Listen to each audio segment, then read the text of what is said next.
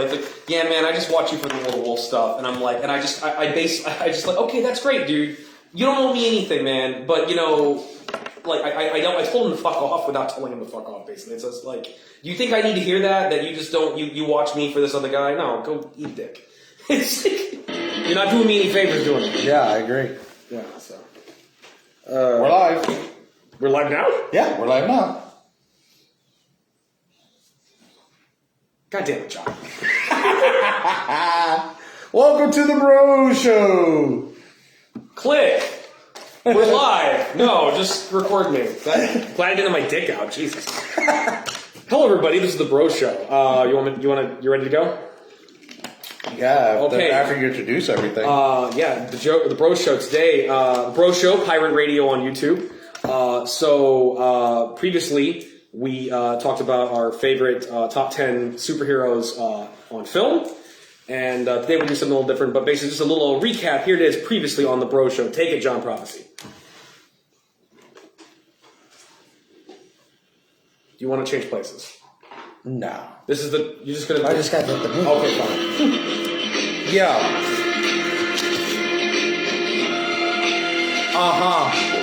JP.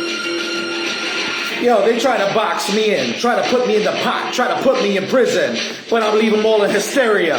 Raise a flag like I'm Captain America, and they want to come back for more? I'm hungry, strike like lightning like Thor. Y'all think it's worth what your hem's worth. I'll leave you outlined in chalk, get mad like my boy Eddie, the Incredible Hulk. I see right through him, just like my name was Professor Xavier. I'm sharp as a razor, straight mean Wolverine. Yo, you try to jack me, man, I'm huge like that. What y'all gonna do? I come like that Jon do. Hit you with an arrow that comes back and hits him and you right through the chest and the stomach. Hits her in the right and left breast. Have you all grasping for your breath?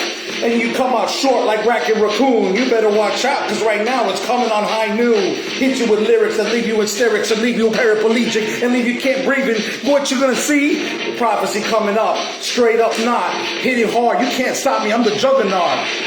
Yo, Bro Show. We're on. Thank you, JP. Thank you, JP. That's pretty dope. And, hold on. Get camera focus. Get camera focus. Yeah. This will be premiering on YouTube first. No, not Facebook. Facebook first. Facebook first, the Bro Show. Because my equipment is on fire. So yeah, that's what we're doing.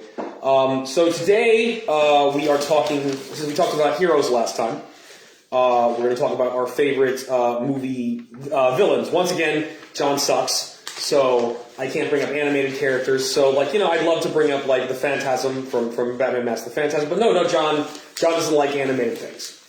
Or he's going to insist we compartmentalize and put it on later on. Later on. The good news add is, what you want. If there's some topics that you want us to talk about, like, feel free to in the comments. Let us know. The comments, let us know what you want us to talk about and other topics we can talk about. And also, we got good news. I have, like, DC characters in my list this time. It's not just Marvel all day, every day. It's not just Guardians of the Galaxy. Imagine that. So I took a little bit more time with this, so I feel a little more confident about this. You want me to go, or do you want to go? Oh, you definitely going to go, okay. Because I can't even find my list. All right, and also, for those who know me personally, this movie I thought was a terrible idea from the get-go, and I was completely against it because I noticed this weird trend with both Warner Brothers and Sony where it's like, hey, let's make movies based off of villains, like, for no reason. Like, let's do that before we even talk about who they're a hero for. Let's make a Sinister Six movie. Yeah, that's great. Nah. Or Suicide Squad. Yeah, let's introduce Harley Quinn when we haven't even introduced the Joker yet. Or introduce Batman. Oh, they did introduce the Joker. He was a meth head, remember? Yeah, meth head Joker. Yeah, no. But sorry, Jared Leto. I'm sorry. Sorry, Jared Leto. You're a very talented actor. You're great, but not feeling your Joker. But, and I was not feeling this incarnation of the Joker, or our mascot's here. Our mascot has arrived. Yes. Zenny, you want to be on the show? You want to be on the show? Okay. Nobody can see the baby. Oh, don't put the baby in focus. The baby is not in focus. Gucci, say hi, everybody. This is our mascot, Gucci. He's so cute. Princess. So, and what are you playing? Puppies. There's puppies. Okay. So anyway, we saw this movie together and I didn't like it initially, but my friend Nick. I thought we weren't going to talk about The Notebook. Oh shit. Yeah. That's not supposed to be on this list. No. Honorable mention, the rival in The Notebook. I think no. There is no rival in The Notebook. Yeah, this is a romantic comedy. I know a little too much about it. Well, it's not a comedy. Romantic, whatever. I know too much about The Notebook. All right, whatever. Anyway, the point is, like, I was initially not feeling this movie, but it grew on me, and partially my friend Nick Lavelle. I found my list, by the way. Yeah, you found your list? Good, okay. My Nick Lavelle on Facebook, hope you're watching this, or check it out. He really kind of sold me on this and made me think about it, and I've been yakking too long. The point is, my number 10 is The Joker, played by Joaquin Phoenix in Joker. And so I wasn't really, again, I was against this from the get-go because it's like, why are you doing a Joker movie? And then they're like, oh, dude, it's going to be like Taxi Driver. It's going to be like, I'm like, I don't need that in my life. I don't need a Taxi Driver superhero movie. But then this guy dragged me to it. And actually, Frankie Benjamin. Sorry, technical difficulties. We're being hacked. I think somebody text messaged me. Yeah. That just throws the whole system into whack. People are sabotaging the show because. But anyway, Frankie Benjamin, hope you're watching too. I went and saw it with you. And okay, so my complaint about that movie is like it just makes me want to see Taxi Driver, but at the same time it's like emulating something really good, and it is still kind of reaching for that. In terms of like the DC movies that are coming out recently, it's the one they took the most chances on. It's the one they did the most like experimentation with, and did something different, not just let's try to be Marvel. And it was saying something important, something I think is valuable today, like the problems with mental illness in this country, problems with poverty, problems with there's a lot problems with discrimination. There's a lot going on there. There's a lot, the guy's movie. It was a deep movie, and more than I probably gave it credit for. And that ending scene with Robert De Niro is shocking and horrifying. You remember, there's a guy on YouTube I used to watch a lot called The Nostalgia Critic, who I don't watch no more. But, he would always bring up how, the scene where Heath Ledger's Joker, killed that one phony Batman and then posted it everywhere, and how disturbing that was. That was awesome. It was awesome, but I never found it disturbing, because I never found that an unsettling scene. It's like, we're not seeing anything. It's not like we're not seeing. It's implied that it's like a terrorist cutting someone's head off. Right. I think we didn't see anything. I think that what made that so scary is that that movie didn't come out that much after 9/11, and we had that video with Osama bin Laden, and I think that whole terrorism video thing. I thought your favorite villain in the world, the Mandarin's terrorist video in Iron Man 3 was more powerful than that. But no, Doug Walker apparently is easily scared. But anyway, meanwhile, spoiler alert for the Joker, that ending scene with the Joker bringing a gun, that got me. And I didn't even like the movie at the time. I actually liked the part where he walks down the stairwell. It really grew on me, and I think it was a really powerful performance. And it's again, mad respect for Jared Leto.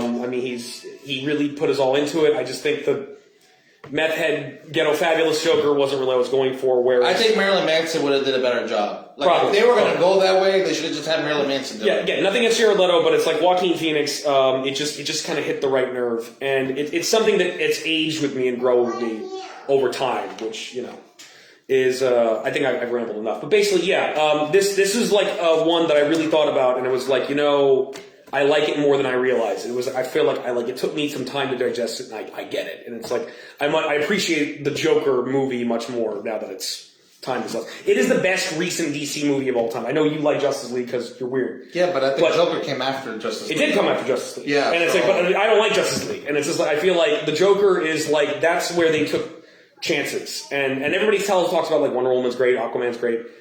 This is the one I saw, and it actually impressed me. Beautiful. Gotta see Aquaman. You wouldn't Josh tell me so. So it's Aquaman's just beautiful. DC's hurt me, so you gotta drag me. DC is batting one good one shitty one. Yeah. And anybody who's taking a test, we know 50% is a fail. Yeah. Shout out to Rome! What up, Edwin? How's it going? All right, you want to do your number 2? I'm gonna run grab a drink real quick. Yeah, go ahead. Grab me one too. So number 10, I actually have. I didn't want to come up short. Pardon. What's the slime doing? What's the slime doing? I'm sorry, my princess is talking to me. Yes.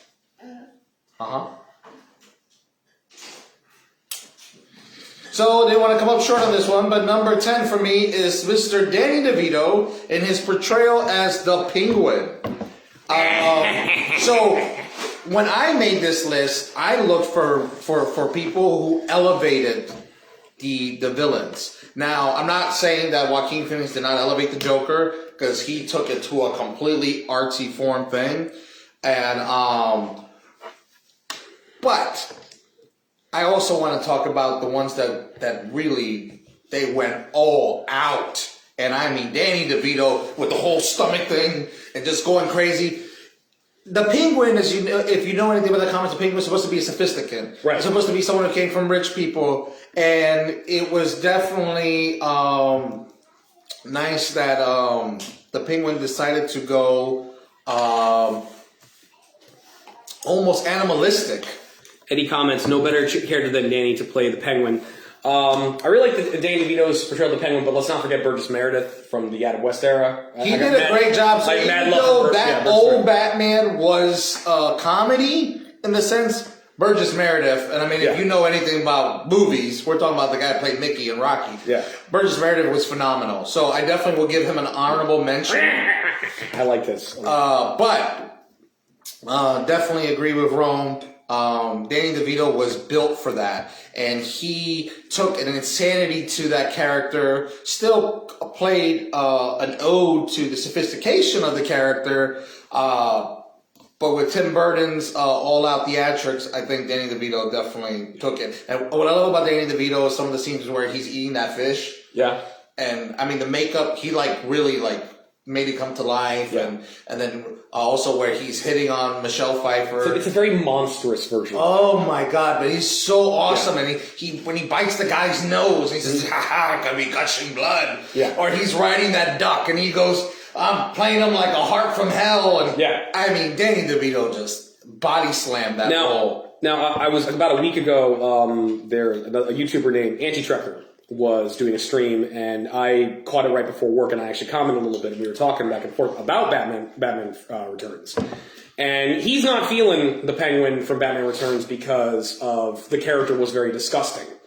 And I agree. Love disgusting. But that's what I like about it. Disgusting. It's different from what the character's supposed to be, which is a sophisticate, which I feel like is more like Batman the Animated Series. Yeah. I mean, that version has deformities, but he's he's very classy, and I think he's kind of a rags to riches villain. He is like the crime boss from Gotham City. And hola, Titi. Hello. He's very kind of like a rag to riches, and part of his issue is he gets annoyed that no one respects him in that version. But I like Danny DeVito's just kind of raw, kind of exaggeration of the character, where it was just very memorable in a strange performance. And I feel like the Tim Burton stuff is still very true to the spirit of the comics, especially what's coming on at the time. Andy Trekker brought this up too, is that Batman, people had a problem with Batman 89 because a lot of people just thought Batman was the Adam West Batman, the goofy Batman. Yeah, you had a lot to overcome. But if you were a comic book fan, that was dead forever. And of course, at least 20 years. Right, and of course I was 6, you were 8. So it's we don't know. It's just this is I watched them both, but I definitely, the animated series and Batman 89 just said to me, Batman is all these things. He can be goofy and funny, but also the best Batman is the darker, grittier version of it. So I think that's a good choice. So I think you're up next with number 9. Number 9. Okay, so let's do a Dark Horse comic now. I decided for my number 9, I picked Kevin from Sin City, played by Elijah Wood.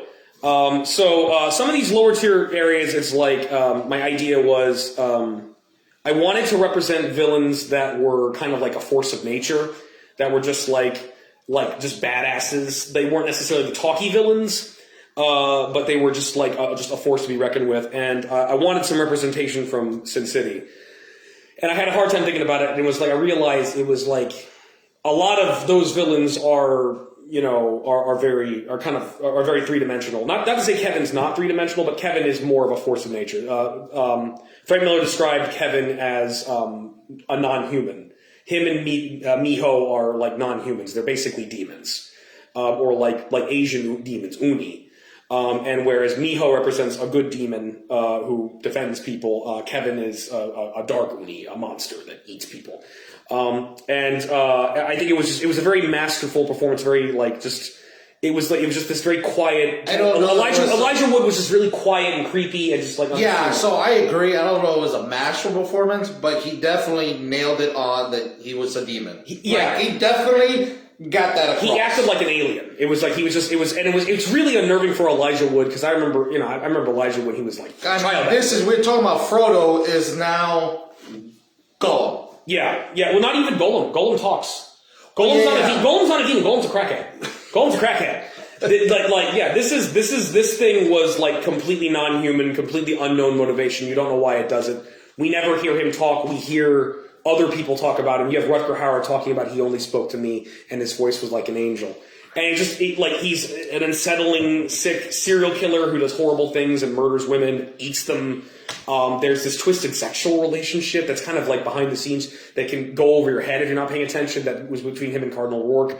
But also he's a menace. He's like, this guy could beat Marv, and Marv is the juggernaut of Sin City. This guy, his hands are claws. He's martial arts. He's a ninja. He was a nightmare. He was a walking freaking nightmare. And at the end of the day, it was the greater enemy that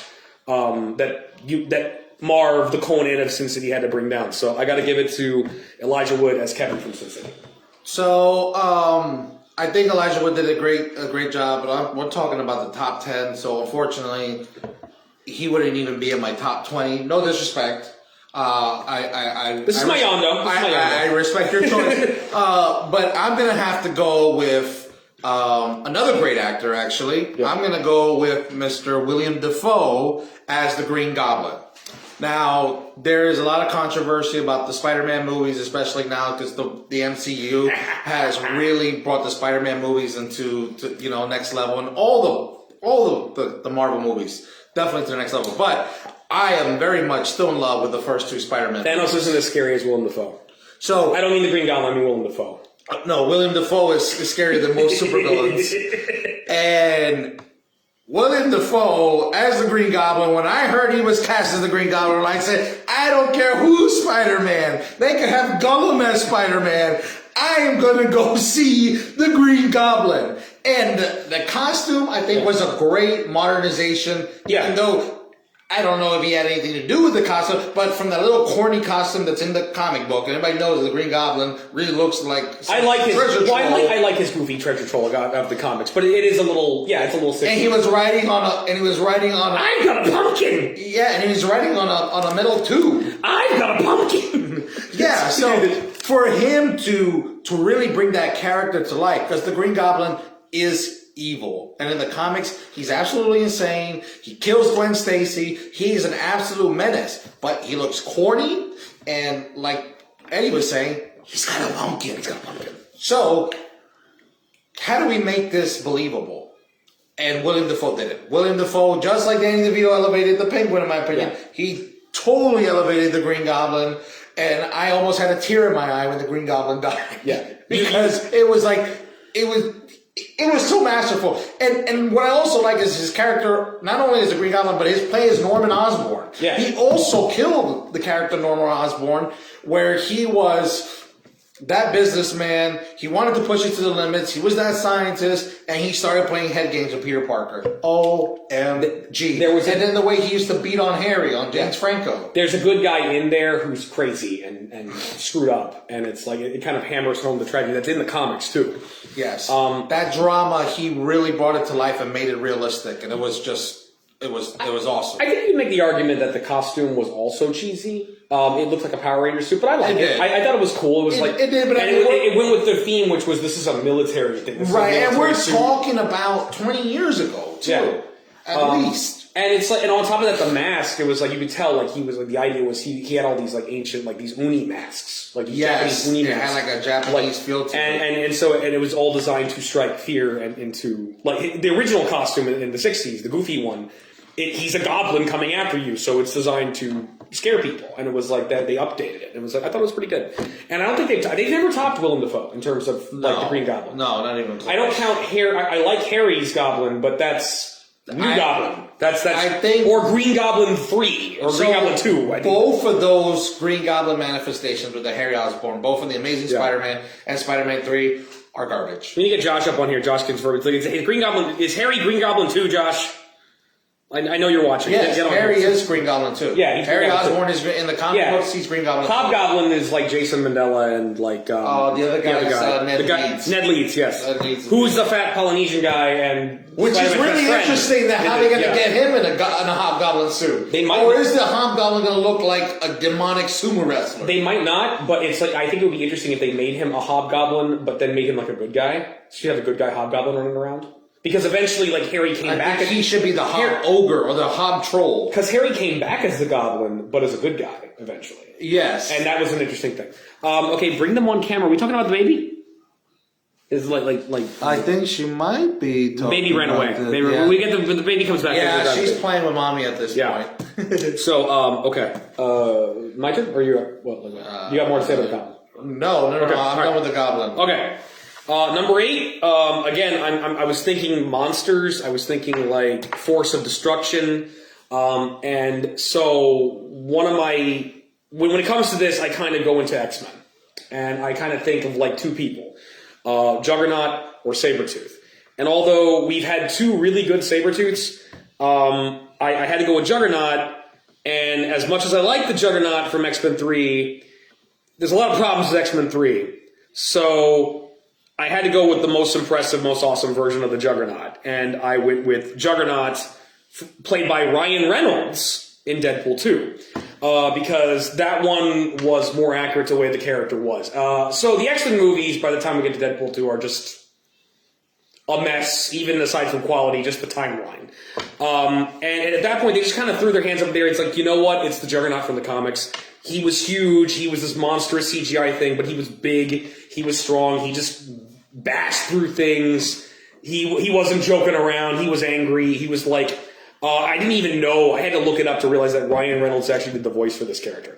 And on top of that, he did a good job. He was really good, and he was also even realize it was him. He was brutal too, because one of the most memorable things is what does he do? He literally rips Deadpool in half, which is something he does too in the comics. It's like he does, like especially like with characters like Wolverine and Deadpool. It's like you can like dismember people and they'll be fine.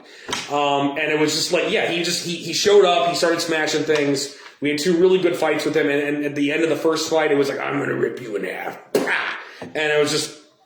In terms of big monsters, I had to go with that. Possible honorable mention, he didn't make the list, would be Abomination from Incredible Hulk, which apparently is a movie that nobody likes except me. Do you like Incredible Hulk? So I didn't get to finish it. I don't think it was because I was bored. I think like stuff happens. Yeah. You know? And so I never got to finish it, and it was like, since that movie is taking it back, I was like, I think I rented it from Redbox or maybe even... Maybe it's just that I'm a Hulk Hulk fan. Blockbuster...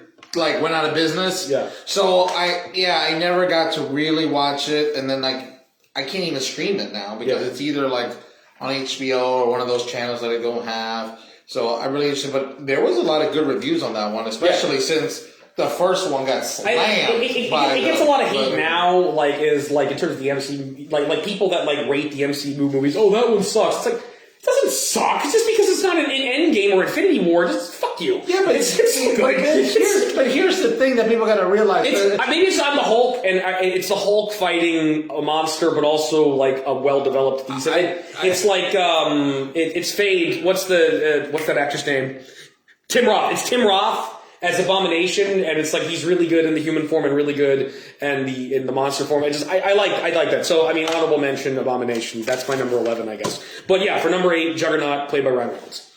I actually think that even though I didn't see the movie fully, I actually would actually pick Tim Roth's Abomination over Ryan Reynolds' Juggernaut. Right. And it's because there just wasn't enough depth to it. I think Ryan Reynolds hit the nail on the hammer, but he wasn't given a role to like express himself, because Juggernaut is a person who has a vendetta. Yeah, you know. But I like that they even addressed that. It was like they addressed that he's Xavier's brother, which is like that's great. I don't know how that makes any sense in the X-Men movies because it's the X-Men movies, but it was like I appreciated that. I would appreciate like in X-Men 3, he's just a mutant because Especially the early X-Men movies, it was like there's this. A lot of them were open to interpretation, Yeah, especially since like Bryan Singer was Bryan Singer had this comic book guy. He had this giant hesitation of actually making things accurate to the comics, and then of course years later, Kevin Feige does Avengers, and it's pretty accurate to the comics, and it's just like, just make it like the fucking comics, just fucking. You had to do is iron the stuff up. Because to me, the movies are successful. The ones that stay true to comics, but iron out the goofiness. Okay, the best like the Green Goblin costume. The best X-Men movie is X-Men 2. X-Men 2, X-Men United. It's widely considered to be. So it is widely considered to be, but to me, it's kind of dated now. Right, but it's like if you listen to the commentary track on that, you have that great scene where Magneto, you have too much iron in your blood, and he rips the iron out of the security guard. That was probably one of the best scenes out of all the comic book movies. It was really good. It's really creative. Well, we'll talk about Magneto more later, but it's like, and he creates the orbs and he smashes on the plastic prison, and he creates a little disc, and then he turns them into balls. Yeah. And I think in the comic book, Magneto can just fly. Well, that's just it. But it was great Bryan to come Singer, up with that idea. If you listen to the commentary track, Bryan Singer talks about that, and he's like in the comics, Magneto just flies, and I just have a problem with people just flying, so I thought they created this little scene where we'd show why he's flying. It's like, okay, Brian, it's a nice scene. I like it. You know who wants to see Magneto just fly? The fans. The people that are going to see your fucking movie. Just make him fly. Just make him do shockwaves. Just make him do it. And sure enough, what happens in X-Men Apocalypse? I can't get through this force field, says Quicksilver. Took you 10 years. 20, 15, how long was it? It took you long enough, but you eventually got there. And what do I see in Logan? Cyborgs. Really, the Reavers. Who's with the Reavers? Lady Deathstrike. Was it so hard? Could I have had Lady Deathstrike as a cyborg? Again, she's great. She's great in frickin' X2, but I'm just saying, we could have had Kelly Yu as a cyborg instead of a mutant. We could have done this. We could have, but we didn't. But, Brian. All right. So all you. My number 8, and I know this is going to create some conflict because we've had debates about this, and please, I definitely think that this is probably going to be the most controversial one on the list between me and him. And if you have any comments, I'm glad you represent it. Definitely chime in, but I have to go with Tom Hardy's Bane. So, The Dark Knight Rises. He kind of thinks that the voice is kind of corny. I actually think that the voice was very creepy. I think he did a phenomenal job of making an exotic voice. And it was really creepy. What I like about Tom, God, I can't remember his last name. What? It's almost Tom Hardy. I want to say Tom Brady. I'm like, I'm not talking about the Tampa Bay Buccaneers. So anyway, Tom Hardy. You're right. Tom Brady was the best Brady. Worked out big time to make himself look like a strong man, and that's what Chris. That is how Tom Brady won the Super Bowl. He just took the other quarterback and just lifted over his head and broke his back. Pretty much. So here is what's happening. They really created this military-looking Bane, which in the comic book he kind of looks like a luchador. He looks like Arnold Schwarzenegger meets Nacho Libre, but he breaks Batman's back, and he's very masterful. He's very cunning, and he got one up on Batman. Like anybody who watches the comic, no one gets one up on Batman besides the Joker. And so there was the first time that someone besides the Joker was able to get one up on Batman and actually won. The Joker came close because he crippled Batgirl. He killed one of the Robins, for those who know what we're talking about. And Bane was able to do the impossible. So to bring him to life in the in the movie was impressive to me because one of the worst portrayals, in my opinion, I don't even know the actor's name, but the one who did Bane in Batman and Robin, oh my God, that was really offensive to all of us who are Batman fans. That was like, you don't want Bane to be deflated by having tubes pulled out and just like his muscles are played like they're balloons. I mean, it really was like a ripoff of the Super. Wait! Are you saying that Batman and Robin was bad? I'm telling you, I'm going to do a whole podcast on how awful that movie is. And I am an Arnold Schwarzenegger fan. I've never heard this before. Don't people love that movie? The box office loved it, I can tell you that. It did really good in the box office, but it is awful. And the thing is, we thought they were going to redeem themselves after Batman Forever, because that was a hot mess. I appreciate you bringing this up to me. It's like I allowed you to break the ice. Oh, Ice to Meet You. Oh, it was so bad. This movie was so icing. bad. But getting back to My number 7, Mr. Freeze, played by Arnold I'm not done Schwarzenegger. with Bane yet. I'm not done with Bane yet. The fight scenes, the way he goes off on his own people. I mean, the guy is an absolute monster. The way that he holds the city ransom, and he kind of brought that realism of terrorism in there too, which Chris Nolan was expressing with the Joker, Heath Ledger Joker, which we're both going to get into, actually. Spoiler alert. Mm-hmm. But I was really impressed. So I don't think there was anyone else that could follow up Heath Ledger's Joker besides Tom Hardy's Bane. You're number 7. No, I need to talk about your Bane. I'm really glad you like Bane, John. No. I love Bane. I'm really glad. Just remember, what you say is going to affect the rest of your list for the rest of this episode. That's fine. That's fine. I do not love Tom Hardy's Bane. I'm glad you like it. Love it. Comments, please. Who loves Bane? Let me just get this out of the way first. Oh, Bane! Oh, Batman! Oh, yes. Oh, when Gotham is in flames, then you're like a guy. Oh, I have a silly thing on my phone. Oh. Okay. So I really like Tom Hardy as an actor, but I'm also convinced that Papa Shango from the WWE put a hex on him a long time ago, where he comes into franchises, like comic book franchises, and then just ruins them. I have this theory, because he was Shinzon in Star Trek Nemesis, and they killed Star Trek for a while. I mean, there are other mitigating factors, but let's just say that he killed Star Trek for a while. Then he was Bane, and I don't think he was terribly good as Bane, because John's crazy. But John, you have your right to your opinion, but your opinion's stupid. Anyway, and then he was Venom, and Venom was good. I think Venom's hot. Venom was good. Hot, and here's the best thing about Venom: shit. he had an easy play on it, right? Because you do not cast the idiot from that '70s show to play Eddie Brock. He didn't have time to really develop his character. I thought he did an excellent job as Venom, but that's not the point. You're on drugs. You know what? You're on drugs. I think. Okay, but here's the thing. Let's agree on one thing. I think it's interesting to note that I do not have a Venom on my list. I do not have either. They have not played him as a. I kind of like that '70s show's Venom, and I refuse. Hell no. I refuse to watch. When we do the worst ones, he's on there. I'm telling you right now. We do the worst villains on film. Topher Grace. I like his Venom, and you like the other Venom. I think it's interesting that I don't have either Venom on my list. I think it's. But they weren't that great. Yeah, that says. I like Tom Hardy, but he was not an excellent. In terms of sci-fi, Venom. in terms of sci-fi action stuff, I really like Tom Hardy in Mad Max Fury Road. I think it was just like, oh, they broke the curse. Oh my god! It was. I just think they need to bring 90-year-old Tina Turner back. Oh hell yeah, yeah. That'd be. Let's go back there. That'd be interesting. I don't care for Dark Knight Rises. I don't think it's a terribly good movie. I don't think he's terribly good in any respect. I have a lot of problems with that movie, like Batman being thrown into some weird Middle Eastern prison where people are screaming "Ishi, Ishi, pasta ba" over and over again. And I love that scene, by the way. I don't love that scene. I think that scene is retarded and it hurts my brain. It makes me think of my own life. I've been thrown in a hole pretty much. You hear people screaming "Ishi, Ishi, pasta ba" as you climb. Yeah, you met my dad. I feel like this is a lot funnier than people in the chat too, who know us very well. So yes, okay, fair enough.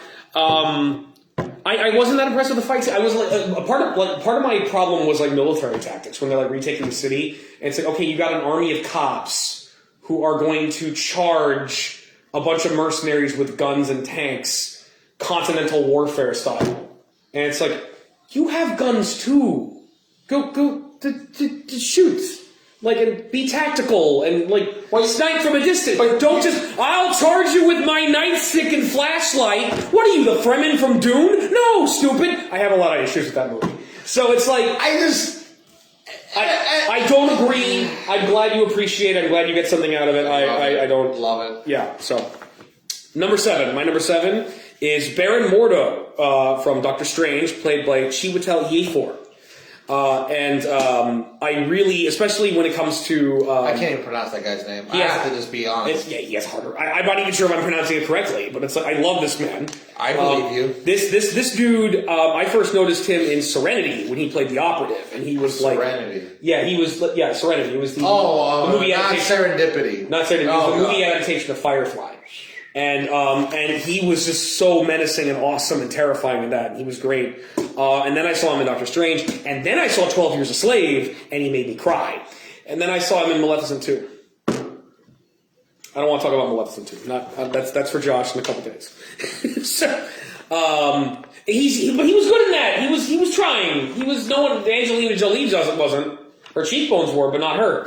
I tell you, casting wise, like physically, she looks just like Maleficent. Yeah. Physically, I always, when I watched that, I said nobody would ever look like her. They were able to cast a movie. No one could ever look like that in real life. So Angelina Jolie was able to starve herself so much that she really looks like Maleficent. She looks like it. I just wish she could play it. I think she was like sleeping through it. The problem. My problem with Angelina Jolie is like, and I know your mom's probably gonna watch this, but I think she played Maleficent like your mom would play Maleficent. She'd be like, "Look at me, I'm Maleficent," and just. I just kind of. I think my mom would have been dancing and stuff. Yeah, your mom would have done a better job. So it's like, maybe. Yeah, so I don't know. I just like I feel like I don't know. I'll get into it Saturday, but Chiwetel Ejiofor. He's just everything I see him in. He's just an amazing actor. He just like he brings the house down. And when it comes to Marvel villains, and people like would always say, "Oh, Marvel villains suck. They're always blue dudes with the big blue sky laser." Baron Mordo was awesome because it was like he wasn't a bad guy in that movie. He was sympathetic. He only was really a bad guy at the end. It was just a unique take on the character. Normally, Baron Mordo is just evil sorcerer guy. And kind of corny. Yeah, in the comics. Kind of corny. Ha ha ha! I'm gonna get you, Doctor Strange. Yeah. But we had Caecilios for that, which is one of the least memorable villains in my opinion. Again, actor's great. Liked him in Rogue One. He's really good. He's really good. I just didn't think it was just okay. I'm an evil wizard. I was like, that's all I take home from Caecilios is evil wizard. Well, the thing is, I just saw him. I think he played perfect because I think he played the head minion. Yeah. And I didn't see him as the villain. I just saw him as the villain. Dormammu. Yeah, because we all remember Doctor Strange. It was a great way Dormammu I've come to bar. to introduce Dormammu, who is cosmically powerful. Yeah. Into a first He's movie. like the master of ceremonies. May I present Dormammu? It's like, or Paula Tompkins in Tenacious D, who was also the devil in Pick of Destiny. So that makes sense. But Maris, Chiwetel's Mordo he's a friend. He's like Vegeta. He's the guy training Doctor Strange and teaching him this, and he's dedicated. He's kind of a zealot, and that's really his problem. But he's dedicated to this. He believes in magic, and he utilizes it, and he sees all the good it can do. But he's also a warrior. He's very much like he's very to strike down evil. And the problem is he believes in absolutes. And so he's like a great ally in the Doctor Strange movie. Him and Wong become Doctor Strange's like bros and team. But then he realizes that the woman he's dedicated so much time to, the Ancient One, has been compromising her values. She's been using magic, the dark magic, to keep herself immortal this entire time. And it's just like and he sees the hypocrisy of it, and it destroys him. And he's done with this. And so then, we had the setup. No more sorcerers. And I'm very eager to see what happens in Doctor Strange and the Multiverse of Madness with him. Chiwetel is he coming back? Yeah. Oh, man. Yeah. Here's the thing about Chiwetel. Chiwetel, and again, I'm sorry if I'm butchering your name. Everything I'm in, he's great. It's like this guy could have played the worst villain in the world. This guy could have played MODOK. He can play MODOK. He can play MODOK. Can be good if you know part. MODOK. Play MODOK disgusting. Have you seen the show yet with Oswald Pat playing MODOK? It's an animated one. I don't know. I might have. Which one? It's brand new. It's on Hulu. Then I haven't seen it. Yeah, it's brand new. It's part of the MCU. And Oswald Patterson or Oswald Pat, whatever that. Oh, is it What If? It's not a What If. It's MODOK. It's like the show is completely What's MODOK. the show called? MODOK, like straight up MODOK. It's about MODOK. It's him. Oh, it's a cartoon, and he's MODOK, and it's about his life and him trying to do MODOK stuff. I didn't know we were going to do a MODOK show. Yeah, I didn't know either. One thing I looked it up. Next thing is a MODOK show. Yeah. Neat. Okay, well I need to check that out. I obviously have not seen MODOK, but I'm really just he could play MODOK. He could play the kangaroo. He could play what's a crappy DC one? What's a crappy DC one? He could play the Clock King. He would kill the Clock King. Yes, it was just you're never on time, Batman. And it brings you to your end. He would bring the hairs up. Especially because Clock King gets better, like in DCAU. So it's like you could do a menacing like version of the Clock King. It's like time's ticking away, Batman. It's like it would just he'd put chills on my. I think he could actually do the Riddler. He's like because no one has been able to do the Riddler right. Not even the old guy back in the '60s. He sucked too. Frank Gorshin. Yeah. No, Frank Gorshin was awesome. No. You suck. No, he sucked. You talking about Bane? He's Batman. He was like the corny version of Cesar Romero. See, as for that was the point. It shouldn't be. The Riddler's the Riddler, and Joker's Joker. Now, see, as for Jim Carrey, oh God, Batman Forever is, I think, a great Jim Carrey movie. It's a bad Batman movie. But the best Riddler I've seen is the animated series. Like if you're so smart, why aren't you rich? That first time when they introduce him and he locks that guy in that, like Batman and Robin have to go through this freaking like Dungeons and Dragons nightmare. It's like insane. The Minotaur. Yeah, the Minotaur. That's the best. That Edward Nygma's the best. But yeah. Anyway, she would tell you. I think she will tell you for like can play anything and make it great. Like you know how The Rock could be in the worst movie ever, but he's great in it. It's like that's yeah. It's like in Maleficent too. She would tell you for was the best.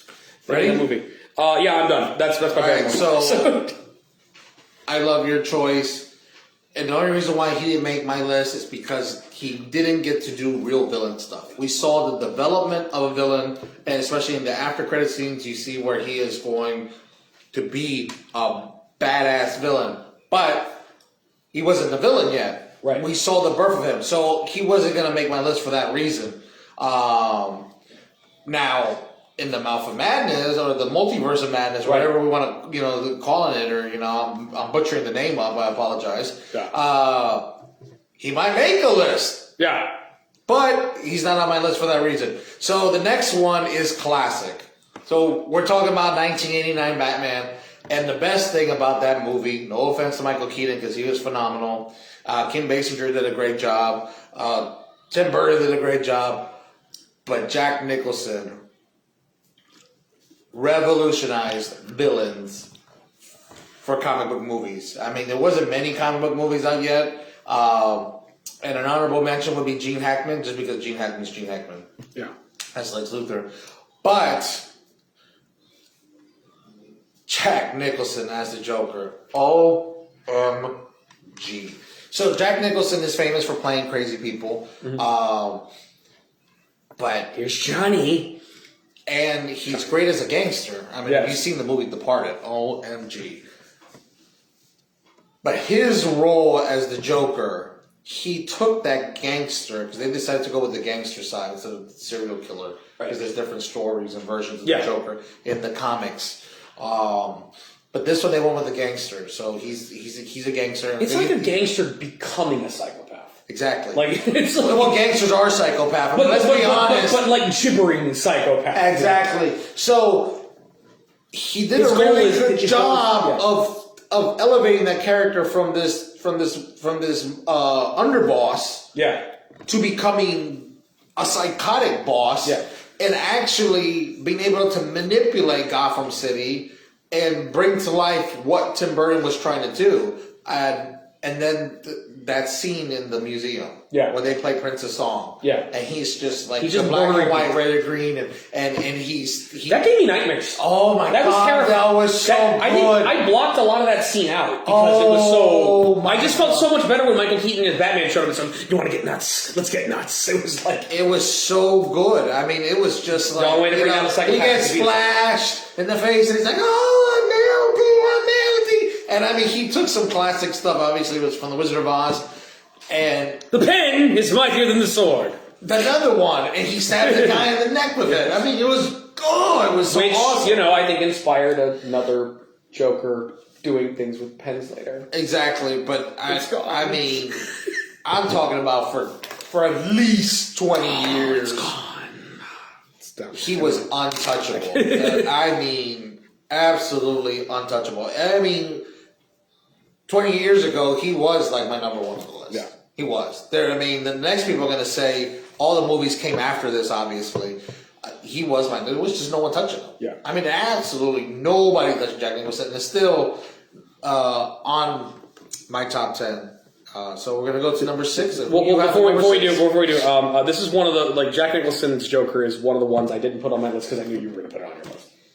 This is one of those where, nope, Yondo, I got to get onto this. It's like, John's got it. John, whatever I miss, John will catch. And it's just like, I agree 100%. So there we go. And he wants to have a 6-hour podcast where we talk about the top 20. Oh, hell yeah. Yeah, we'd stay here all night.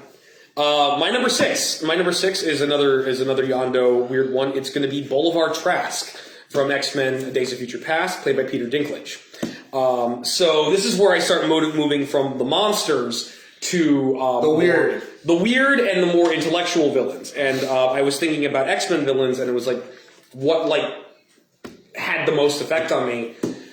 And at the end of the day, when I thought about it, it was Tyrion Lannister. It was Tyrion Lannister, basically, and it was like that's one of my favorite X-Men movies, and I feel like he's kind of like the symbol of the Sentinels, because the Sentinels are some of my favorite villains as well. These just kind of like they're the X-Men's equivalent of the Terminators, except they're bigger, and they much like the Terminators, they keep evolving and changing, and like the ones in the future we see can just copy mutant powers, and it's like, oh god. Well, Nimrod does that. Yeah, they were all Nimrods. They made an army of Nimrods. Why would you do that? Don't do that. Because they really wanted to make it look like the end of the world. I liked his performance and like the way the kind of intellectual way he presented it. He was like he was looking at it just purely scientific. It's like, this is what's going to happen.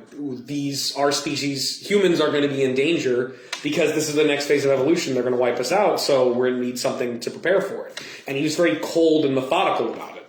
And very, very cold and methodical with all the horrible things he was doing, experimenting on mutants in order to get be able to track them, and just kind of the cold ruthlessness of it, but all from a scientific perspective. It's like he could compartmentalize and rationalize it. It's a horror that we see in the real world that we've seen with fascism and before. But it was very cold and very chilling, and he was just the intellectual genius behind it. It's almost like in another world. That character could have been an ally. That character could have been a friend. But it was just, he chose his side. And he's not the type of villain that could crush you, but he's the guy who can build an army of robots to fuck you up. And had political power and machinations. And you see, the end result of that is this dystopian future where things had got jacked up. The original X-Men timeline. To the point where they had to go in time travel and fix things, and I guess they jacked it up again because I think the timeline ends with Logan. Although great movie, it's like that's a rough future too. But yeah, I really like Boulevard Trask. I almost put I really like Logan, so part of me wanted to put the Reavers on there, but I feel like I really like the Donald Pierce guy they had, and I thought the Reavers were really cool, but I feel like it wasn't quite there for me. I figured Boulevard Trask is my better choice. I picked Boulevard Trask for number 6. So I like Peter Dinklage, and I think he did a great job as Boulevard Trask. I just don't think it was worth being on the top 10. Yeah. And I don't want to bash his character. It just wasn't maniacal enough for me. You like your villains cackling. I want them to be completely psychotic.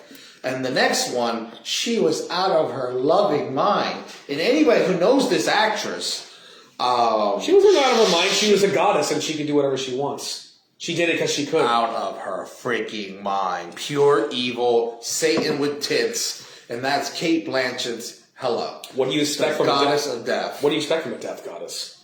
From a death war goddess who's evil? She was absolutely perfect and horrifying. I didn't think they were going to be able. I actually thought that Marvel is now going to get really dark because I knew Infinity War having a follow-up movie that it was going to end up sad.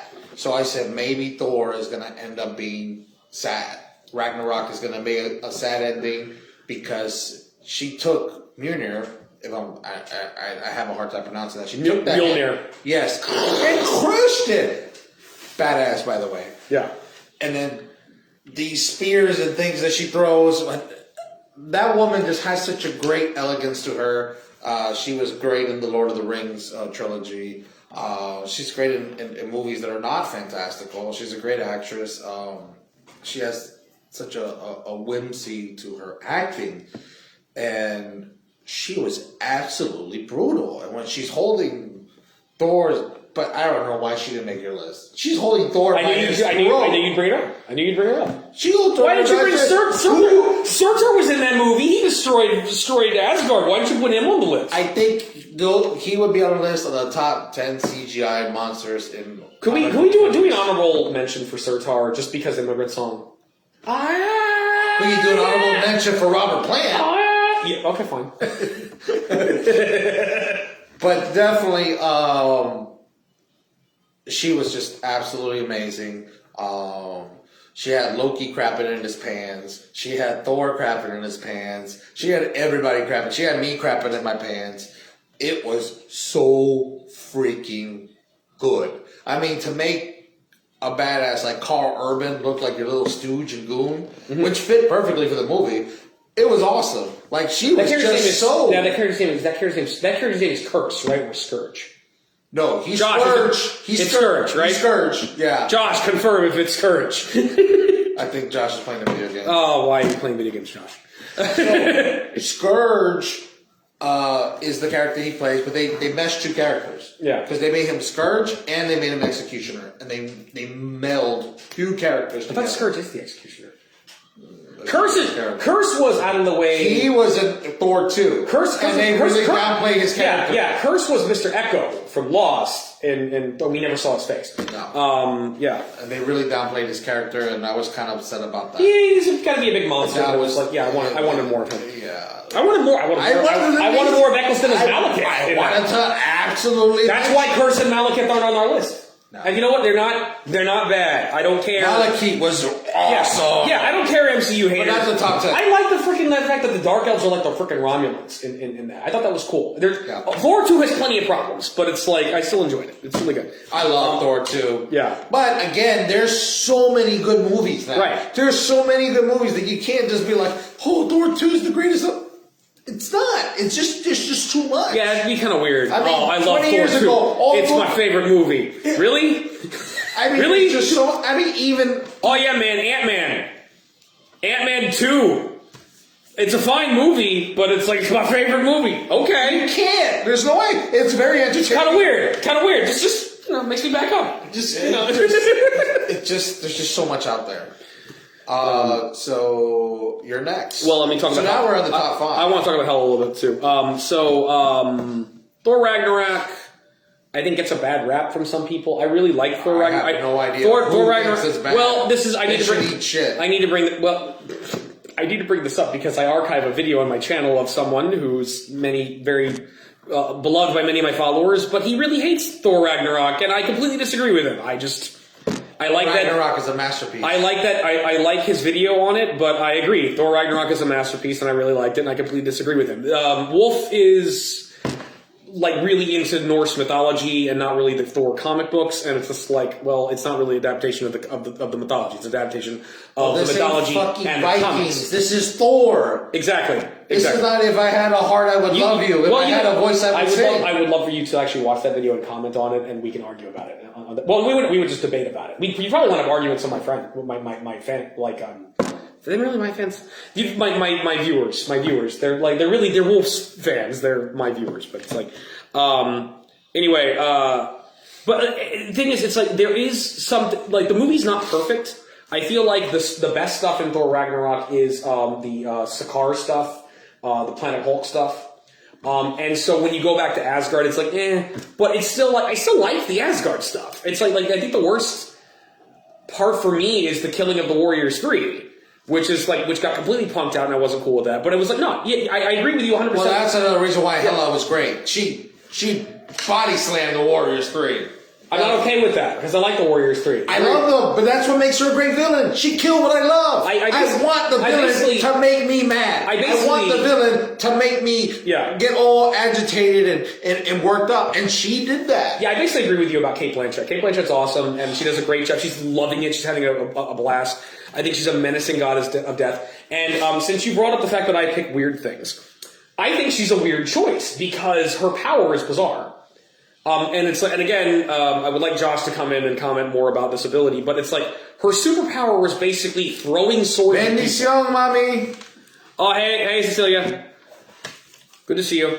But like her power was basically just hurling swords at me, like summoning swords. It was like a video game move. It was really weird. It was. It was. But just, she pulled it off. She was like, bah, bah, bah. It's like you're shooting swords at me, and I'm like, it's strange. It was like, but it was kind of neat and weird, and I liked it. But then at the end, when she rides in the giant castle of swords and knives. Yeah. It's like the commanding swords in all their forms. It was like. I'm wondering if it's like a Twilight Sword ability or something like that. I need to know more. I don't know enough about the Twilight Sword. But I love Thor Ragnarok, and she was great as the villain in it. I thought she was awesome. Again, honorable mention, Surtar. On to number 5. So with number 5, I want to go back to Sin City. And again, this is where I get to my more intellectual villains. And I had a really hard time. I wanted a Sin City character. I really wanted what was the most impactful character, the impactful villain for me from Sin City. And I was going on my mind on this one because it was like Powers Booth, right? Powers Booth's Senator Rourke. He's great in that one scene he's in the first movie, but he's really more of a Sin City 2. He has more of a presence in Sin City 2 than anything else. And although I like Sin City 2, it's a weaker film compared to the first movie. Rutger Hauer. I love rest in power. Rutger Hauer. As Cardinal Rourke. Well, actually, rest in power. Powers Booth too. He passed as well. But Rutger Hauer does a great job as Cardinal Rourke, and it's a great scene, but it's so short. And Yellow Bastard's great, but Yellow Bastard I think is a little too sickening for me. It's part of. It's definitely one of the more powerful villains in it, but it's just partially just for like he's such a monster, and it's a little. It really is. I think the thing is like you kind of have to love your villains. It depends what you're going for. You could. I think there's a monster list where it's just like what's the most reprehensible villain in film. You could definitely do that. And then we were talking about actors, and we're talking about performances, and I'm like, what performance stayed with me the most? And it was this one. My number 5 is Jackie Boy, played by Benicio del Toro. And what's interesting about Jackie Boy's not really 100% a villain. I gotta be honest with you, that's your worst choice.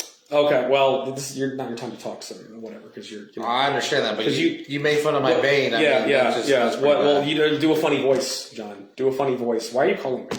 I made a mistake. Why did you do that? Yeah. I made a mistake. Yeah. Don't make me break you. That doesn't sound like Benicio del Toro at all. No, Benicio. I think you're making fun of me. I need some tacos.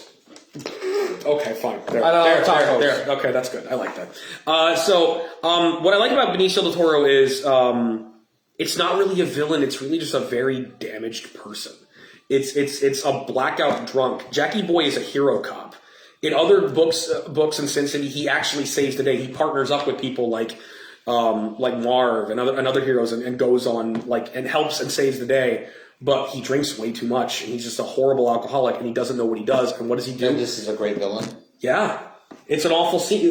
The things he does are awful. It's just like he goes and he abuses Brittany Murphy, also rest in power. He abuses Shelley. He goes and he beats up and possibly kills women. He does these horrible things. Yeah, but these are like everyday villains in everyday movies that we watch. I know, and that's what was effective about it. It was realistic. It hit me on that. It's like this person has two sides to him. There's one side of him that does good, but then there's the other side of him that he forgets. Didn't catch all of that when I watched that movie. There's a lot there. Yeah, it's like catch all of that. Yeah, and it's like, and on top of that, later on when he dies, he becomes kind of a good guy again, but a creepy one, because what happens to Dwight when he's driving? Dwight starts hallucinating, and the zombie of Jackie Boy starts talking about, it's got you smoking. Those girls let you down. And it's creepy and nightmarish, and it's the most memorable. It's one of the more memorable antagonist roles in Sin City, and okay, cool. Show. And stuff happens, and so I mean, yeah, I really like Jackie Boy, Benicio del Toro. I think as in terms of villains, strongest villain performance. Another honorable mention for Michael Clarke Duncan as Mantua. Again, rest in power. I love Michael Clarke Duncan. I miss him, and it's and again, he was Kingpin in the first Daredevil movie, which I think he did a great job. I know he did a great job in that too. People like to hate on that movie. It's it's not as bad as. Again, there's so many that came after it now that if it's not a classic, it starts to make the movie look like it was. Daredevil and Elektra did fall in love on a playground in front of a bunch of kids, as they're fighting. And I liked it. It was, that was a weird scene. But it was, Michael Clark Duncan's great. That's my pick, number 5, Jackie Boy. All right, so And my boss mine is apparently is one of the greatest. What you call it? You can see what he said. Okay. It's one of the greatest portrayals of a villain. And when they were going to cast this villain, I had one person in mind, and that was Richard Gere, because of the look, and I think he looked just like the character in the comic book. But Ian McKellen, later known as Gandalf, the Grey and the White, made me a believer that he was, and I don't know if anyone's going to be able to beat him, even though Michael Fassbender, right? Michael Fassbender, yeah. Yes, is an honorable mention for me. I think he did a phenomenal job as Magneto. I love him as Magneto. But Ian McKellen is just such a great actor and brings a realism to it. Like, you really believe that this guy was in a Holocaust camp. You really believe that this guy is tortured. You really believe in the guy's intellectual ability. So Ian McKellen as Magneto, OMG. And the chemistry he had with Patrick Stewart really elevated that first X-Men movie, because that first X-Men movie was running on a really tight budget. I mean, they weren't working with much. Storm was corny. I mean, to me, Sabretooth was corny. A lot of the back, even Magneto's lair was corny. And really, the chemistry between Ian McKellen and Patrick Stewart really elevated that movie. Besides Hugh Jackman himself as Wolverine, but you go to the next movie where Magneto is actually taking those, we were talking about, where he takes the iron out of the person's body and creates the plate, and he's floating up, and he uses the iron as bullets. And I mean, it's absolutely, say hi to everybody. Hi. Here's the baby. Here's our mascot. So a little Princess. Xenia, what's your favorite supervillain? Is it Gourmand? No. Oh yeah, it could be Gourmand, or is it Mayor Humdinger's nephew? What's Mayor Humdinger's nephew? I forgot his name. You probably have to ask Mommy. I love you. So We got Xenia Bomb. and then when he in the X-Men 3, I don't care who really didn't like X-Men 3. I loved X-Men 3. But when he's manipulating Jean Grey as the Dark Phoenix, it was so beautiful. And then when him and Xavier are going at it, I mean, and then there's a future past. Honorable mention, Fang Cheson's Dark Phoenix. She was really good. And you know what? It wasn't even much as far as what she said. That face that she put on was sick. Yeah. She was sick. She was terrifying. Yeah, she was terrible. Well, also she was hot too. That scene with Wolverine Yeah, and that's her, all. like she's like telekinetically take the belt off. It's like, yeah, Wolverine and Jean for Oh, life. Lord, no. But definitely Magneto. In all the movies he played, he was absolutely phenomenal. I mean, I'm talking about, he was better than Danny DeVito, William Dafoe, Tom Hardy, Jack Nicholson, Kate Blanchett. I mean, this guy was just phenomenal. And I mean, I just can go on. I don't think we have all the time to keep talking about So this how is wonderful he was. This is a very timely selection of yours, and leads right into my number 4, because my number 4 is Magneto, played by Ian McKellen. So, And I'm okay with him being number 4. Yeah, you know, it's like, I got to go with my Shakespearean actors. I think Patrick Stewart's my number 4 on my heroes list. It's like, Ian McKellen's my number 4 on this one. It's like, he's just a class act. He has the gravitas that the character should have. He's powerful. He's menacing. He has very good reasons for why he's gone on this dark path. It's like Magneto is one of those villains that you sympathize with, that has a point. There's a reason why he's not just killing people for the sake of it. He's like he has a point. There's a problem. His solution to the mutant question is strike first and destroy, because it's like the humans will destroy as they give us a chance. Xavier's dream won't come through. It's like, it's that constant back and forth debate. Xavier and Magneto were always compared to Martin Luther King and Malcolm X. in terms of the civil rights movement. So it's like, and it's like Magneto has that Black Power, Malcolm X attitude to it. Like yeah, if they're gonna kill us, we'll kill them first. It's like he'd rather strike than wait to be slaughtered, and it's like, and which makes I think Xavier's mission of give peace a chance a little bit stronger. So it's like again, honorable mention. Shout out to Evan. Yeah, what's up, Evan? How you doing? Honorable mention to Michael Fassbender again as Magneto. It's just I gotta go with the OG. I gotta go with Ian McKellen. I do too. Yeah. I mean, if it was a top 20, Michael Fassbender for me would be definitely down there. Oh, So my number 4. damn it, John. Go ahead. My number 4 is he is a villain but he is a very, you love him.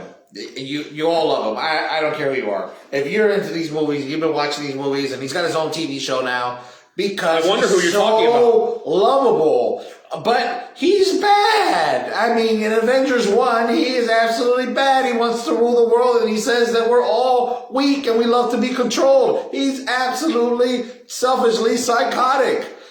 And I think, again, this character is kind of can be corny in the comic books. And he did a phenomenal job, and that's Tom Hiddleston's Loki.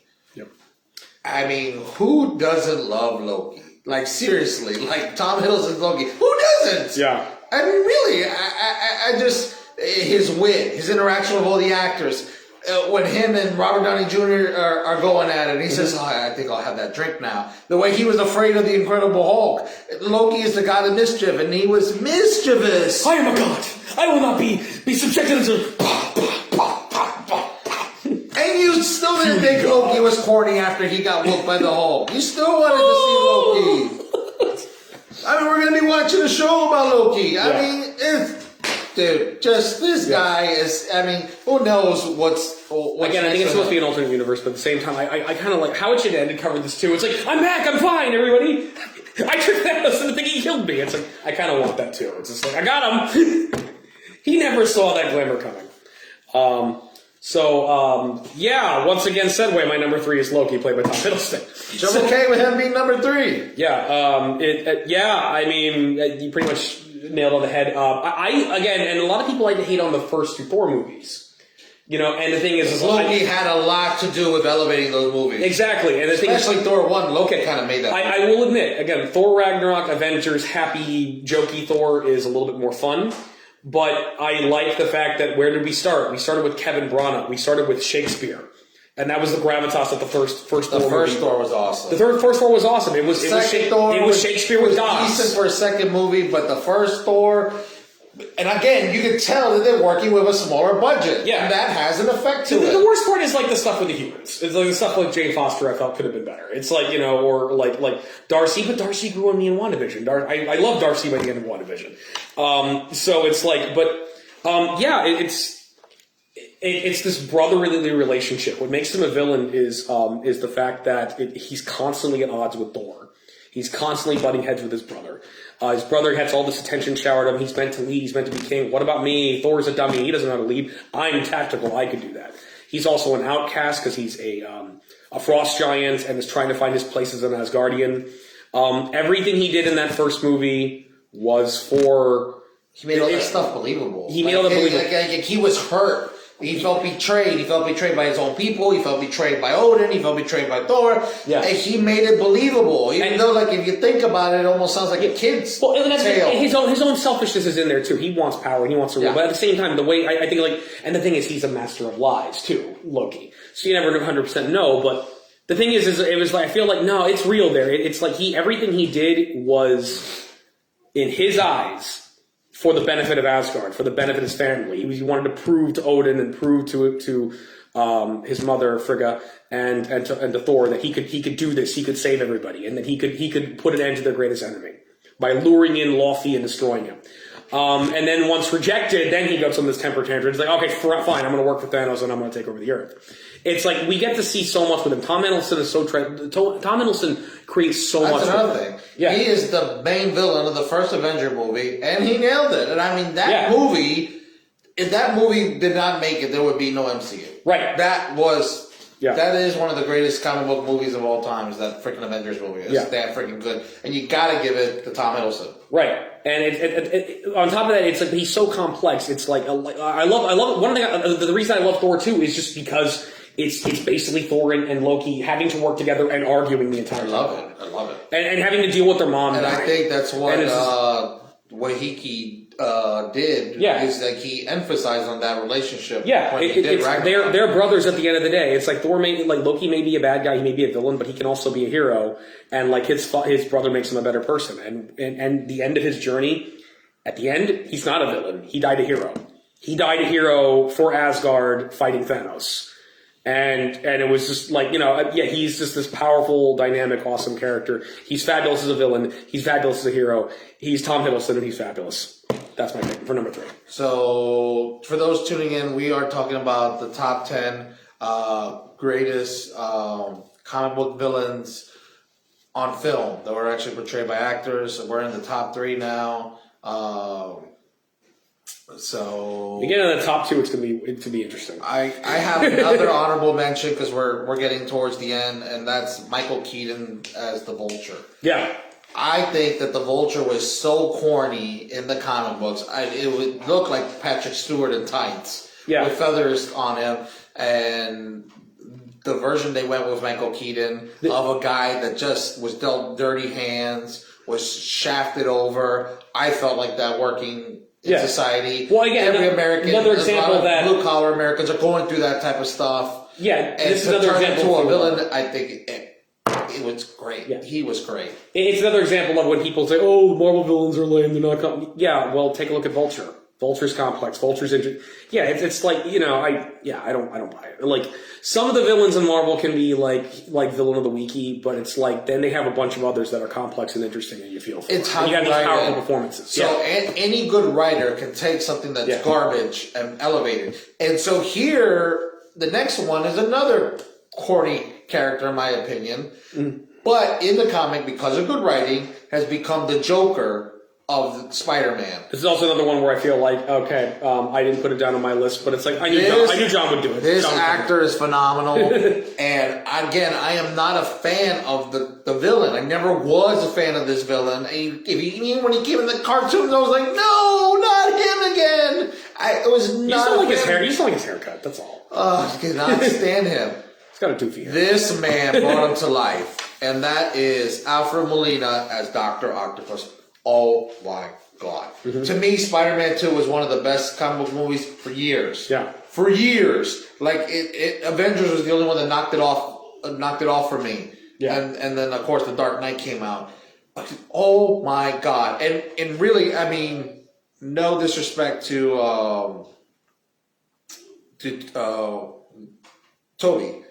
But Alfred Molina as Dr. Octopus. The cast, I mean, Sam Raimi should get a high five just for that freaking casting of that. Yeah. Absolutely killed it. He killed the fact you believe he's a professor. Right off the bat, you believe he's a professor. You really do believe he's a professor. You really do believe that he has motives and stuff like that. And you really do believe that the fact that he is now talking to these tentacles and that it's not corny. Yeah. That it was something believable. Yeah. And, oh my God. I mean, because there is a lot of complex stories in the comic books with Dr. Octopus. He starts dating Aunt May and trying to really get into Spider-Man's head. And all these stories and storylines, you can see that were chopped up when they did this. Most recently, like the Superior Spider-Man, where he literally gets into Spider-Man's head and his body and everything.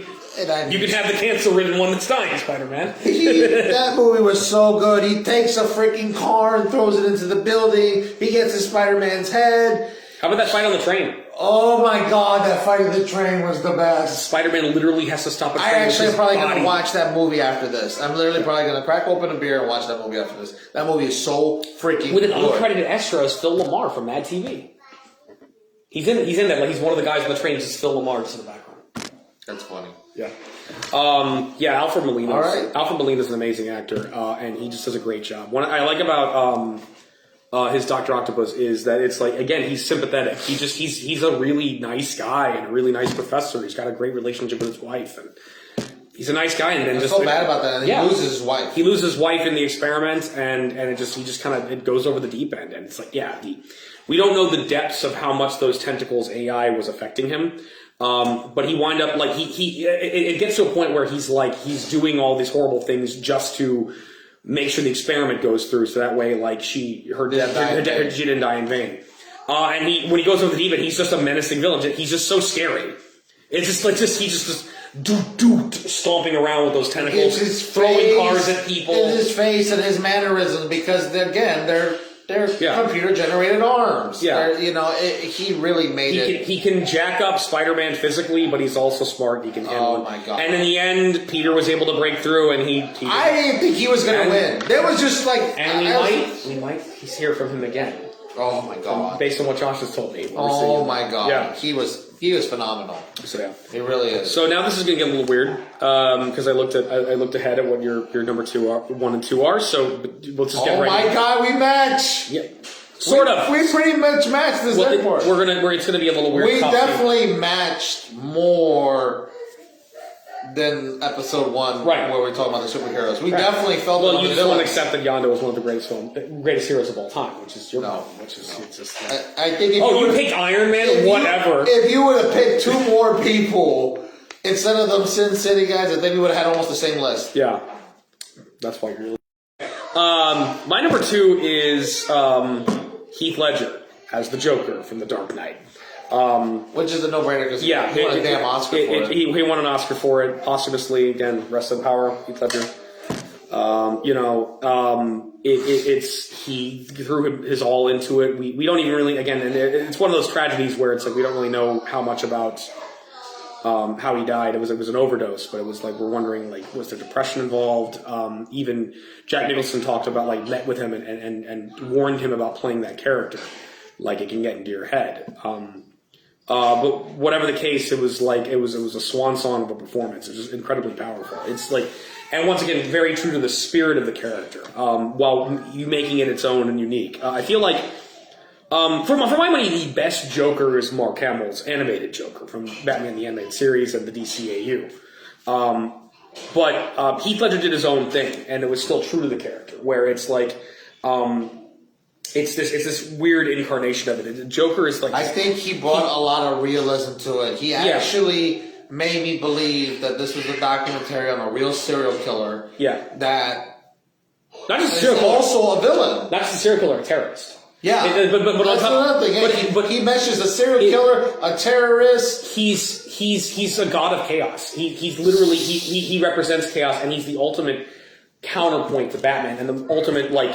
If Batman is the pinnacle of what a good person can do in the name of good, the Joker is a person who has those same qualities, but takes a look at that philosophy and rejects it. It's like, really? You think humanity is worth saving? It says like these people will eat each other.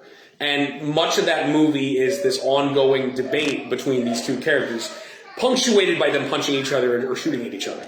Also vying for the soul of the city, which is Harvey Dent. Actually, he's an honorable mention. Harvey Dent is an honorable mention. Oh my! And he's not even the Two-Face for that long. But he doesn't have to be. He's that good. He's utilized very, very well. It's like, I mean, to me, for me, The Dark Knight is the best of the Nolan stuff, and it's the best of. I like Nolan having another honorable mention. I don't know the guy's name, unfortunately, but the guy who plays Scarecrow. Yeah, Scarecrow. Ooh, I love it. Baby's playing with bing, bing, bing, bing, bing. So,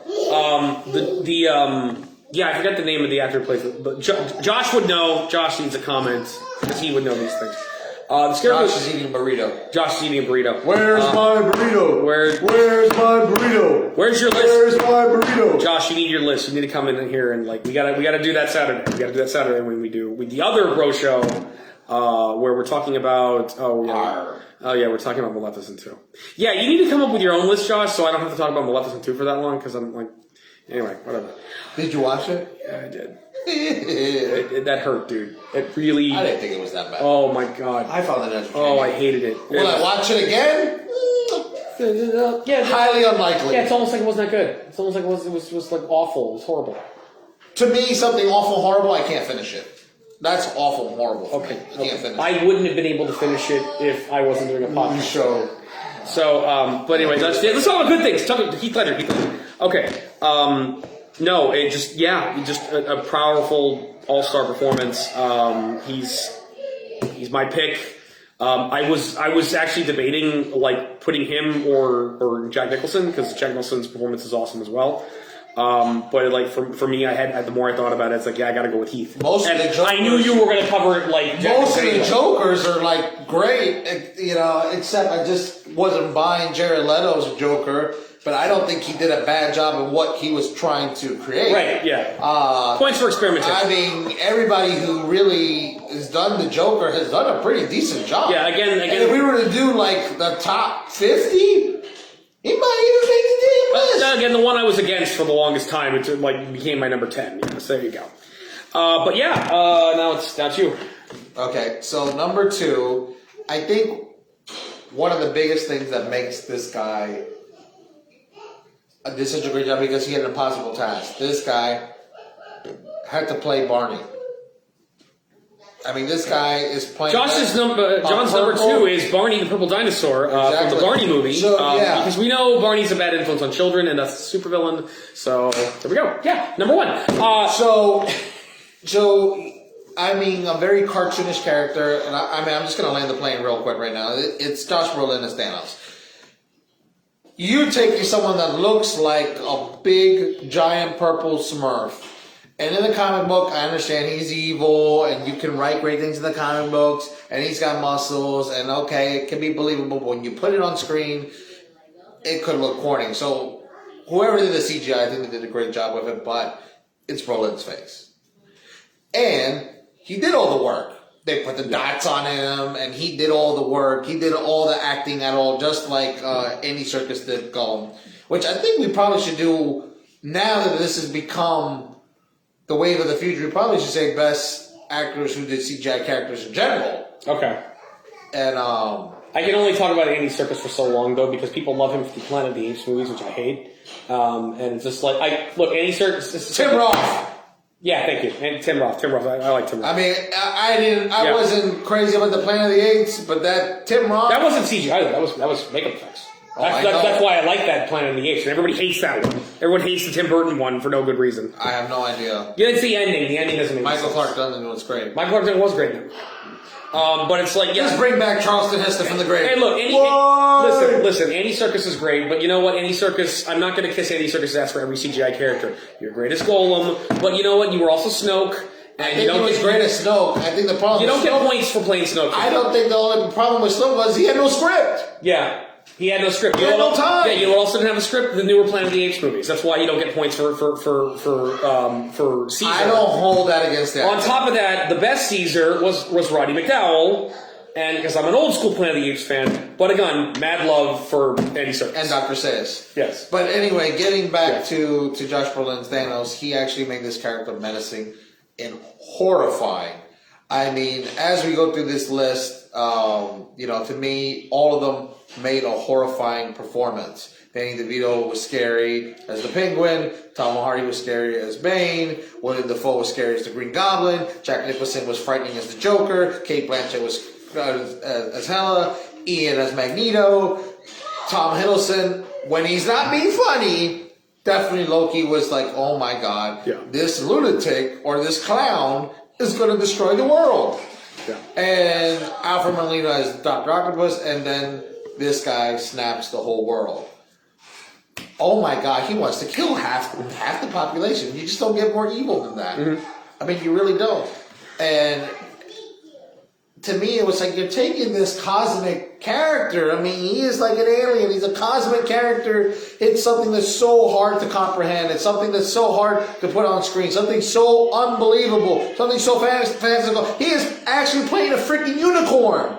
And he kills it. He makes a unicorn look menacing. I mean... When do you play a unicorn? He's a fantastical creature. That's what I mean by okay, oh. That was weird. That was straight. That was straight out of the left field. Now you know how it feels. Okay. All right. Go ahead. Okay, well, once again, segue. My number one is Josh Brolin as Thanos. I completely disagree. We'll see why in a minute. But so I've loved Josh Brolin since I was like a kid. Like every movie, like the first movie I've ever seen him in, he was in The Goonies. And I can't believe Bran from The Goonies has gone a long freaking way. It's like he's like there's a movie that was that like Into the Blue with like Jessica Alba and guy from Fast and Furious who also passed away. Paul Walker. Rest in power. I actually really like that movie because I'm a scuba diver, and so it's like it's a diving movie, but it's also like this. There's this like drug heist thing going on, and he's like his character's like a drug running pirate, modern day pirate. It's like Bran from The Goonies grew up to be a pirate. Yes. A baby ran by and yelled. Blah. Okay. What else happened? He's great in that. He was great in Planet Terror. It's just like anything he was in True Grit. Anything he's in, he's amazing. True Grit was awesome. Yeah, he's a very talented actor. Seems like a really nice guy, and it's just like, and he did a masterful job as Thanos. The Infinity Gauntlet storyline is one of my favorite stories in the comics. And although his motivation, they had to kind of update the motivation because for those of you who know the comics. He destroyed half the universe of the comics because he really wanted to bone the Reaper, but they updated it and they made it a little more complicated and where he's basically he's a crazy person who thinks he's doing the right thing, and he was an alien. He was this. I think what was very effective about him is he basically was this menacing force that you just couldn't look away from. Without the full gems, he schooled the Hulk. He had this empire, this army, and he had this conviction that it was just like he's right. People are still saying Thanos is right. There's even in terms of the shows and the TV show, like that's kind of like the Flag Smashers' whole thing in like Captain America and Falcon and the Winter Soldier, is things were better before the blip ended. You know, it's like Thanos was right, which is like completely backwards and insane. And it's like he's a type of person who's like feels like it's okay for him to be monstrous so long as it's in the name of the greater good of some kind.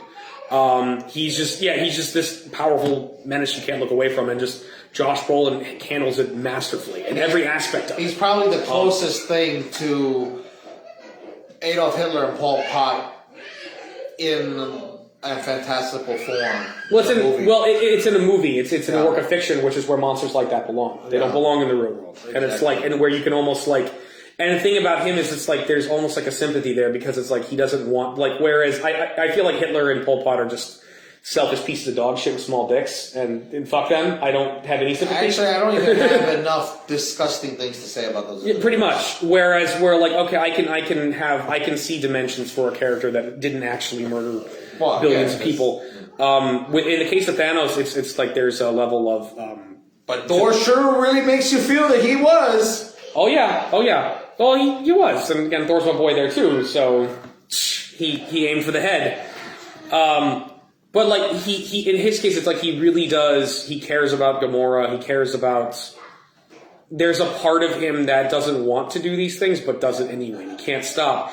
And in many ways, that is reflexive. That was another thing. Also, is that he actually was able to play that. That he, for some weird reason, he actually had love for that little green alien. Right. He had a daughter, and then he was able to throw her away and sacrifice her for that stone. And is still mourning it, and it's just like, well, doesn't I mean, you know, deuces, dude. It's like, I mean, I feel like Gamora don't care, but like in his warped head, it's like he still cares about her. It's like it's why the character is called the Mad Titan. And it informs a lot of things in the comics and kind of reflects things in the comics. It's like in the comics, he's a man who is literally in love with death. And this character might as well be, because at the end of the day, he is a servant of destruction for no good reason. Whether he justifies it anyway. And what does he get at the end of Infinity War after basically, you know, trashing our heroes and killing the greatest of them and just leaving them devastated? He goes and he has a nice day at the farm. And, you know, and like the most Thor can do is get a little bit of revenge and then grow fat because it still wasn't good enough. And it's all the more satisfying when we got to go stomp another version of him later in Endgame. And Endgame, he just got to kick ass. In Endgame, he got to be they fixed everything, they corrected everything, and he's like this demon from the past came back and like, no, I'm not letting you do that. So one last fight needs to be waged with the core heroes leading an army of everybody, and everything we got against everything he's got. God. Every hero gets a chance to shine. Including Captain Marvel, who I wasn't feeling at the time, but hey, she got a couple hits in there. Everybody got a chance to stomp on him. Captain America got a chance to pick up the hammer, whoop him. Thor got to lay down, and then finally... I screamed like a little girl when I saw that part. When he picked up the hammer, and the other one goes, oh, I know it! And then in the end, who gets him? It's Tony. It's just like, I am inevitable. You may be inevitable. I am Iron. I just wish they would have stopped and played the Black Sabbath part. Go, I am Iron. And then it just everybody faded to...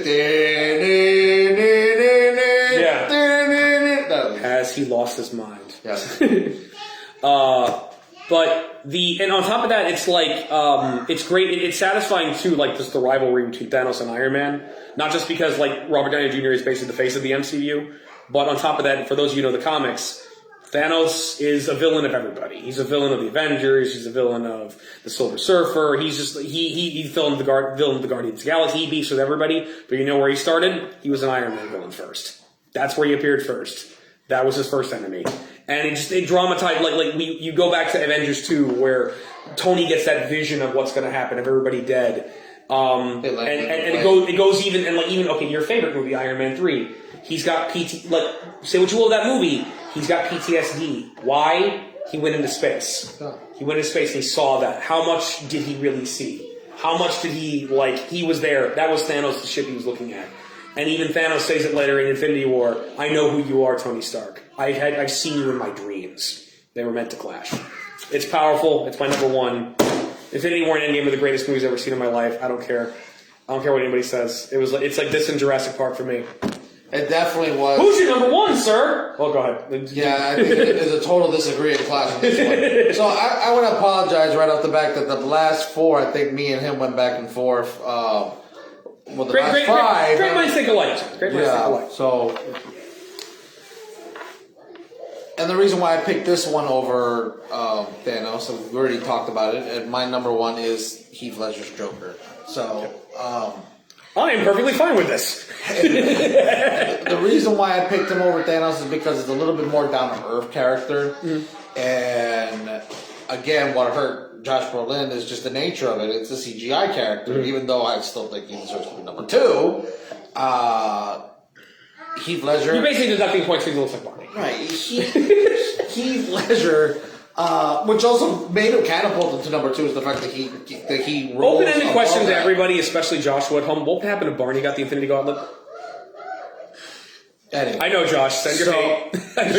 So the Joker by Heath Ledger. First of all, a lot of hurdles had to be to leaped over. So Jack Nicholson. How do you top Jack Nicholson? Like seriously, you don't be the regular gangster. So he's not a regular gangster. He's a mesh of things. I think Eddie said it great. He's almost like the god of chaos. Yeah. But in human form, and he is badass like Batman. Like.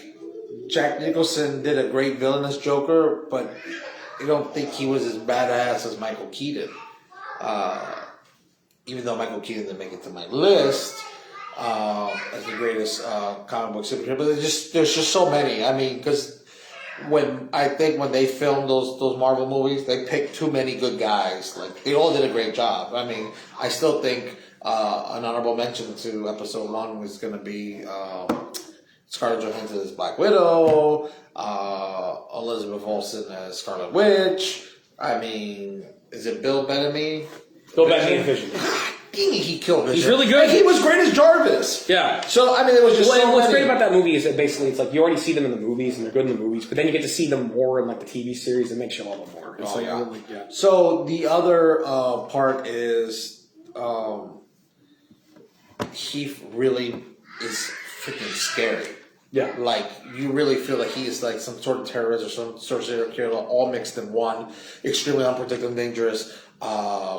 when the mob tries that scene where he takes I'm that. gonna make this pen. Oh disappear. my god! So he has the quirkiness and the humor of the Joker. He's joking around, right? I'm a magician. Da, da, da, da. But then he does this Scarface thing here and slams somebody in there, and you don't have to see it to actually feel completely revolted inside. And to echo Jack Nicholson, the pen is mightier than the sword. Exactly. So he elevated that scene, and then when they go to attack him, his fingers are attached to grenades in his jacket. He's gonna take them all out. Yeah, with himself included. You don't care. Absolutely nuts. Then he burns $1 billion in flames, and he slides down on it. I mean, this guy. He doesn't care. He the things he likes are simple. Absolutely nuts. He kicks Batman, and he has a knife in his boot. It's like Alfred said, like Michael Caine said. Some men just want to watch the world burn. And he brings that character to life. Yeah. And he has that knife in his shoe, and then when he tries to assassinate the mayor, and he paints his face, and he's in there. I mean, this guy. It was just that movie was so freaking good, and there's lines forever that are immortalized. You know, why so serious? It just, oh my god, it was just so good. It was just like I watched that movie, Eddie, probably like 100 times in less than a year. I would come home from work and I would watch that movie, and watch that movie, and watch that movie. It was addictive. Yeah, he was like a great plate of nachos. Like it was just so. He was just so addictive. It was just incredible. I mean, I don't think anyone could. That might be the reason why I'm not that crazy anyone about can ever top this guy. I think that might be the reason why I'm not that crazy about Dark Knight Rises is because it's just like there's no way. It's too weird, and on top of that, it's like you can't top. Yeah, you can't top the Dark Knight. It's just like, you know. Nothing could ever top this. So I already went with a lower expectation watching Dark Knight Rises, but I thought Anne Hathaway did a great job. I thought Tom Hardy did a great job. Christian Bale's still my favorite Batman.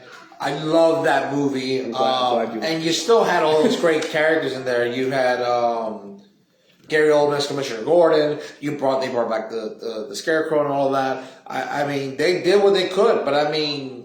Who was a great supervillain? Gary Oldman as Dracula. Oh yeah, but that's not part of it. Hollywood monster movies. Yeah. That's my number one. That's another list. That's definitely good. But anyway, my number one for Hollywood monster movies is Thanos. I'm gonna. Carlos Boloff was the Mummy. That's a good choice. That's a really good choice. You're not gonna pick the new Mummy. I had to watch. But the new Mummy's hot. I liked Imhotep. He was kind of sexy. No. I was talking about Jet Li? I was talking about the Lady Mummy. No. Well, you're gonna get me in trouble with my wife for that one. Well, I mean, you could just say no because it was a bad movie. I agree. First of all, I'm a Tom Cruise fan, so he literally like Metallica crap. I'm former Navy, and the opening scene where like ISIS is shooting up priceless artifacts made me very uncomfortable. So no. I don't remember that part. All I remember is Tom Cruise and yes, people like to forget terrorism and the female woman. But anyway, so there you have it. Our top 10 list of the greatest villains in comic books on film. Yep, there's a reason why he won the Oscar for it. Yeah. Like us here on Facebook. When this goes up on YouTube, subscribe, like, comment, ring the bell, all those fun things. What are we doing next week, John? Golly. I didn't even think about that. I know we were talking about doing Cobra Kai season 1, but I haven't had time to rewatch it yet. Okay, so I can do my Josh Prey impression. Cobra Kai season 1 made me feel like a vampire. Cobra Kai season 1 made me want to say nothing else matters. Cobra Kai's so good. Oh my god. Oh, that's Samantha Lucian. She no good. She running around kissing boys. She no good. She no good. I like Tori. Tori's good. I'm definitely against LaRusso. He's no good. Johnny's my guy. I like Johnny. I actually am for Johnny. But yeah, Josh Prey, Cobra Kai. I really like Josh Prey. But we could. You want to do the greatest metal bands of all time? We could do. I'm down for Cobra Kai or metal bands. What do you want to do?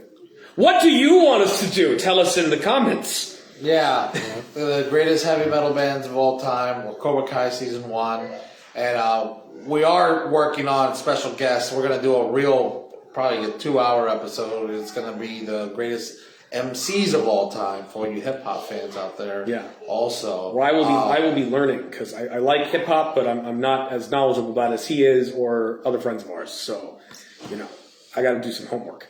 So anyway, thank you guys for joining, and we'll keep you posted on the next episode. all right, catch you later. All right. And we're done. Yeah.